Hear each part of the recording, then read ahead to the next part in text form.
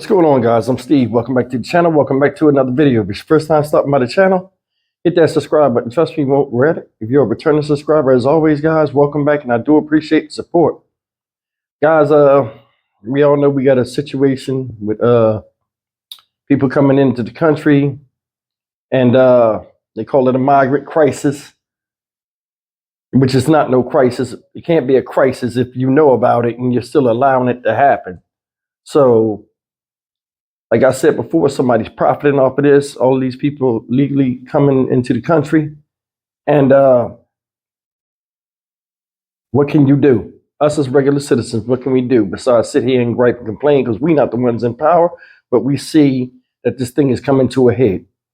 This video I'm about to show you, I seen this morning, and it's talking about how some migrants on the terror watch list have been apprehended coming into this country through this policy of letting people come into this country now.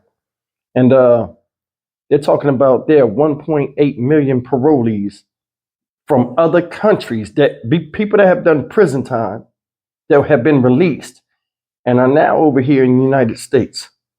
Now, I named some of the countries these people are from, and you know, we're seeing a spike in crime, which I had predicted, and it ain't even the summertime yet, y'all. So brace yourselves. And this talks a little bit about, you know, what's going on. And there's a lot of people in upper government or upper management that needs to be ashamed of themselves. Take a look at this and we'll come back and talk about it. Meanwhile, the terror threat at the southern border continues to grow. According to CBP, 76 people on the FBI terror watch list have been apprehended at our border since October 1st. More than 400,000 illegal immigrants have flown in on commercial flights as part of the White House's parole and release program from migrants from Cuba, Haiti, Nicaragua, and Venezuela. Though the program is not taxpayer funded, as the recipients or their sponsors pay for the tickets. Well, here to discuss is retired Border Patrol Chief Chris Klim. Chris, thanks for being with us this morning. A lot of focus on those countries I just mentioned, but in the wake of the news overnight, one of the concerns that has to be on every American's mind is all of these individuals on the terror watch list. Yeah, absolutely. I mean, that's very alarming when you see those numbers that are already met and will expect to exceed last year's already high water mark when it comes to those on the terror watch list. First, you know, grateful that our Border Patrol agents are able to identify them when they're processing, but that system is only as good as the information in there. So it's oftentimes limited. If we don't receive a hit while we're taking biometrics, we don't know who they are. So that is also a concern. You know, and again, those are the numbers and the people that we know about. One of my big concerns is the nearly 1.8 million known gotaways under this administration. I was just looking at CBP data earlier, and we've already met and exceeded every criminal category under this administration than we did in the previous administration. So, you know, who are these people that are getting away from our Border Patrol agents and law enforcement? They're the ones that are ending up in our neighborhoods, committing the crimes, and possibly people that may have been on that terror watch list. Here are some of the numbers from various countries around the world. 86,000 Cubans, 168,000 Haitians, 77,000 Nicaraguans, 102,000 Venezuelans. And although, as you mentioned, the gotaways, we probably have some indication of those on the terror watch list that we've caught and giving us an idea of where they are coming from. Could you give us some idea? What countries are we talking about are sort of feeding those we're catching or perhaps losing from the terror watch list? Well, I don't want to get into too much detail because I really don't have a lot of that detail anymore. But when I was chief, a lot of it was Colombia and South America countries because of some of the nexus they've had with different regimes. But a lot of them are coming from Middle Eastern countries and former Soviet bloc countries. So they're from all over the world. There's not one specific location.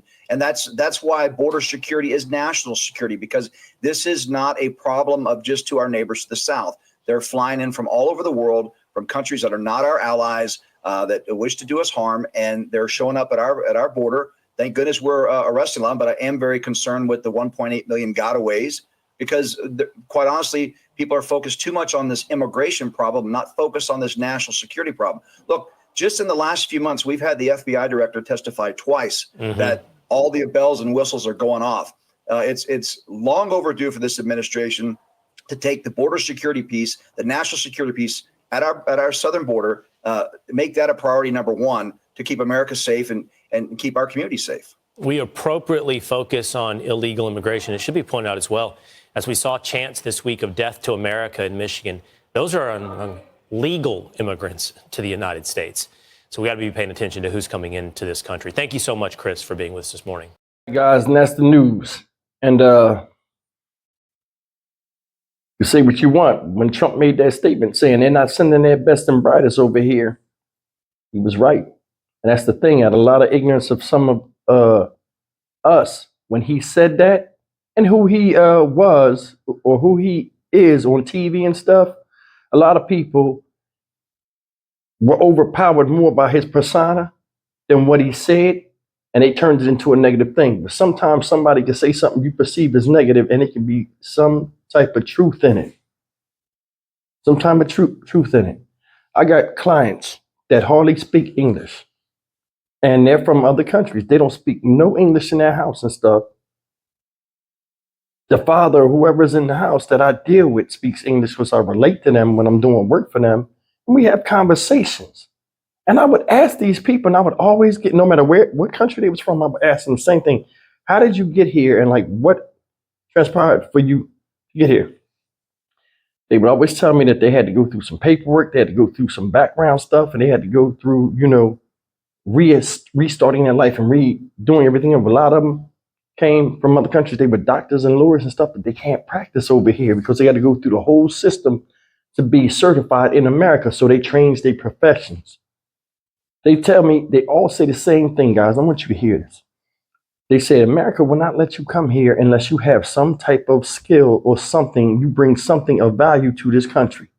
Look at the people they send in right now. Regardless if some of them are criminals, and a lot of them are families, and a lot of them are victims of something. These people are coming. They all have something, what?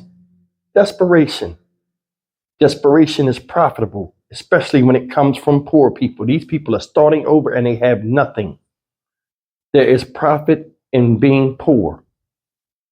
To me, and I don't know if this is all, and I don't really deal with politics like this, but this is one of the reasons why I don't deal with politics. To me, politics is just the art of sleight of hand is in front of people that put you in power from a position of power. And it seems like that. Politics to me is like the art of tricking people for your own personal gain while putting up blinders to cover up your real intentions. Now, are all politicians bad? No. Do some people want to make a difference? Yeah. But I think when you get to a certain level and you jump into that pool of politics, certain things you can and can't do. And when you get this welcome to the family type thing, regardless of where you're from, Democrat or Republican, they let you know there's certain guidelines you can and can't do. That's just my opinion. Like I said, it's profit in poor people. Most Americans in this country don't even have $1,000 in savings in their bank account, and people make money, a lot of money over here. Think about that. We're taught to buy things, spend, spend, spend, spend. Then the economy got out of control, and they told everybody all of a sudden, we need you to cut back on the spending. Okay, commercials are still coming out. We're already in that mindset of accumulating things, consuming. That's why they call us consumers. And we're having a hard time getting inflation down.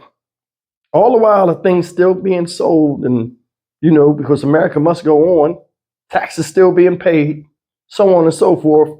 How does that help the situation by bringing a bunch of people in here that need aid? If we so much in we so much suffering from inflation and having a crisis of financial crisis somewhat, or economical crisis, why are you bringing in hundreds of thousands of people into the country every day trying to establish them when Americans themselves are struggling? See the game? Don't make no sense. That's why I told you somebody's profiting off of this. Terror watch list. I told you before, they were bringing migrants in putting them on buses, and then when they get to their destination, wherever they shipping these people, these strangers, then they want to sit there and take paperwork. Who are you? Where you from? What? Whose idea was this? I mean, I don't even, my head is spun on this. I don't even remember when this first started. But this right here makes us look like a joke. And not only is American citizens watching, you know what I mean, and rubbing their chins, so are other countries. Because I said to myself, I said, all these people coming en masse. You cannot tell me that some of the most worst, dangerous felons and stuff that was threats to other country, they wouldn't release them and say, walk your behind right over there and leave if you want your freedom. And they would do it. Because nobody knows them here. And you're seeing it. Look at the crime. All migrants bad? No. All people bad? No. But you got to understand something. When somebody's raised with lack of respect for themselves and somebody else, it's easy for them to be disrespectful wherever they go. You're seeing it. Now, all of a sudden, e-scooters and stuff is a major issue in New York. People getting chased down the street. Young crimes against young girls.